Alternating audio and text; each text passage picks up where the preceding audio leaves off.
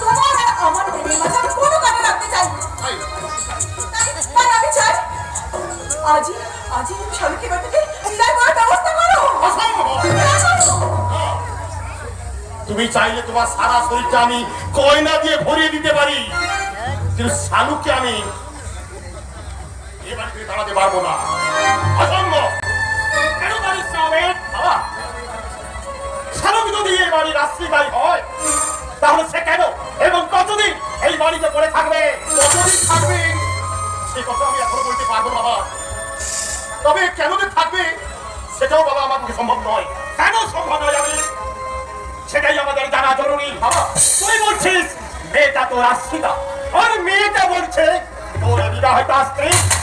কোন মেয়ে কি কখনো মিথ্যে করে এমন দাবি করতে পারে?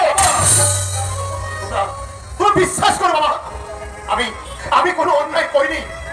আমায় তুমি ক্ষমা করো বাবা। আমাকে আর কিছুদিন সময় দিন। কত সময় চাস তুই? 1 মাস, 2 মাস, 6 মাস? এর মধ্যে যদি কোনো আমার সংসারে বিপর্যয় ঘটে যায়, ওই শালুককে সহ্য করতে না পেরে বৌমাই যদি কোনো দেয়নি বিপদ ঘটিয়ে আপনার ছেলে তো দেখছি বাবা তাই চাই আমি যেন সুসাইড করে মরে যাই। তাই হবে। তোমরা জানতে চাইছো কে শালুক আর কেনই বা তাকে আমি এ বাড়িতে আশ্রয় দিয়েছি? হ্যাঁ আমরা জানতে চাই। তবে আমার একটা শর্ত আছে বাবা, মেঘলাকে কিন্তু এখান থেকে চলে যেতে হবে। কারণ কথাগুলো আমি তোমাকেই বলতে চাই। তোমার পার্সোনাল মানুষের পার্সোনাল ম্যাটারগুলো যেন আমার কোনো ইন্টারেস্ট নেই।